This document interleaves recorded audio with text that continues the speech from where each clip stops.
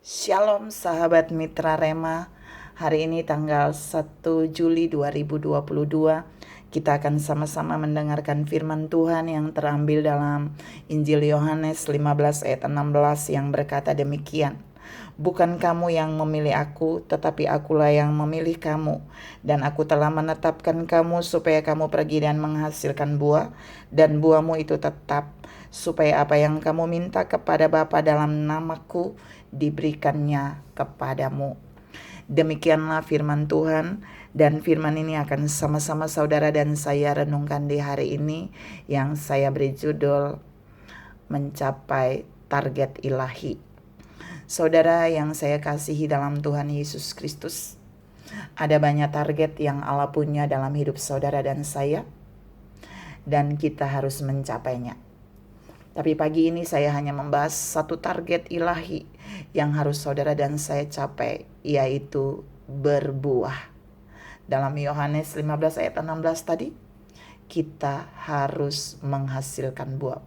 Kita harus pergi dan kita harus menghasilkan buah. Dan kita mau lihat untuk menghasilkan buah ini, untuk mencapai target ini, buah yang bagaimana yang harus saudara dan saya capai. Jadi Bapa di surga tidak meminta saudara dan saya hanya menghasilkan buah seadanya. Tapi Dia punya tujuan yang lebih spesifik untuk membuat saudara dan saya mencapai target berbuah ini. Yang pertama kita mau lihat Yohanes 15 ayat yang ke-16.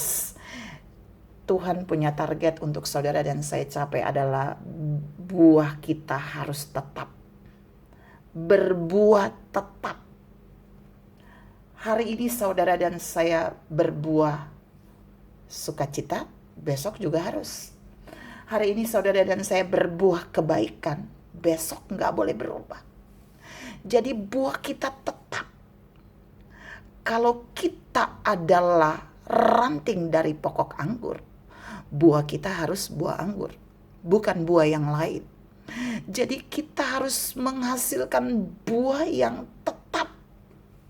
Seperti apa yang Bapak mau. Gak ada ganti buah. Bisnis Bapak sesuai dalam Yohanes 15.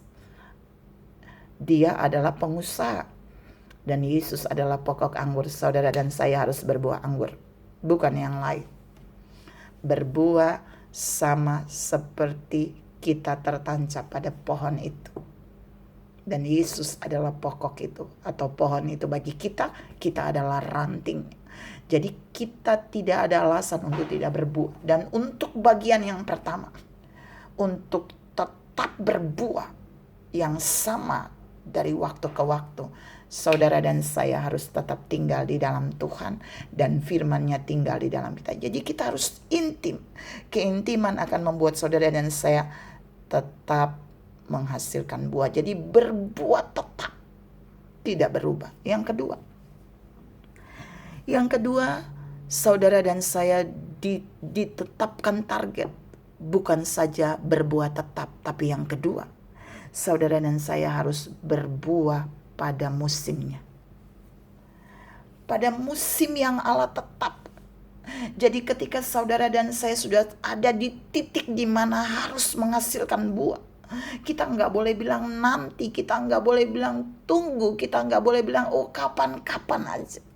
Tapi ketika Allah menaruh saudara dan saya untuk pergi dan menghasilkan buah, kita harus pergi. Itu musim yang Allah tetapkan atas saudara dan saya. Itu musim ilahi yang Allah berikan bagi kita untuk kita menghasilkan buah-buah kebaikan, menghasilkan buah-buah yang menguntungkan kerajaan Allah. Buah-buah rohani yang mendatangkan kemuliaan Tuhan. Gak boleh tunda. Kita harus berbuah pada musimnya.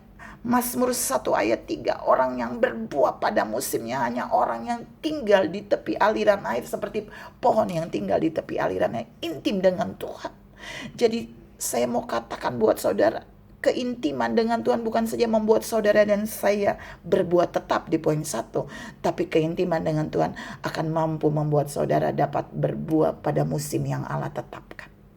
Yang ketiga, Yang ketiga, Allah punya target untuk saudara dan saya berbuah, dan itu harus kita capai. Dan buah itu harus tidak boleh berhenti dihasilkan. Saudara dan saya nggak boleh berhenti menghasilkan buah, nggak boleh ada off berbuah. Tapi terus on, buahnya terus keluar, terus keluar. Yeremia 17 ayat yang ke-8. Di sana dibilang bahwa tidak akan berhenti menghasilkan buah. Kenapa? Kalau pohon itu ditanam di tepi aliran air, kembali keintiman. Keintiman akan membuat saudara dan saya tidak berhenti menghasilkan buah. Target ilahi akan kita capai. Kita akan terus berbuat, terus berbuat. Yang keempat, kita memang disuruh untuk berbuah. Dan target itu harus kita capai. Tapi buahnya harus tidak boleh habis. Kok bisa ya Bu? Kan kalau udah berbuah, waktu orang panen nanti buahnya habis. Tunggu lagi beberapa saat. Tapi kali ini saudara dan saya diajar, kita tidak boleh berbuah dan buahnya itu habis. Maksudnya setelah dipanen buahnya tidak ada lagi. Yehezkel 47 ayat yang ke-12. Itu kalau pohon yang mendapat aliran air dari bait suci. Perhatikan di ayat 17 berkata bahwa buahnya tidak habis-habis. Jadi ketika saudara dan saya terus membangun keintiman dengan Allah, aliran-aliran air hidup itu mengalir di dalam kita. Kita akan menjadi pribadi yang terus berbuah, dan buah kita nggak habis. Orang boleh menikmati buah-buah kebaikan, buah-buah roh yang ada di dalam kita. Buah-buah yang Tuhan taruh di dalam kita bisa dinikmati oleh banyak orang. Tapi itu akan terus diproduksi di dalam kita selama kita membangun keintiman dengan Tuhan. Ingat, keintiman dengan Tuhan akan membuat produksi buah-buah itu akan terus ada dan tidak pernah habis, sekalipun orang menikmati. Jadi pelayanan saudara dan saya menghasilkan buah-buah yang dahsyat dari Tuhan. Orang menikmatinya, tapi kita akan terus berproduksi untuk menghasilkan buah-buah itu untuk orang terus menikmati. Yehezkel 47 ayat yang ke-12. Buahnya tidak pernah habis. Yang kelima, saudara dan saya harus berbuah banyak.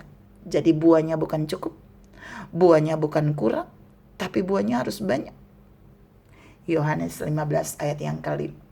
Kalau dalam satu bisnis, saudara dan saya hanya berbuah cukup, itu enggak untung, itu seri. Balik modal.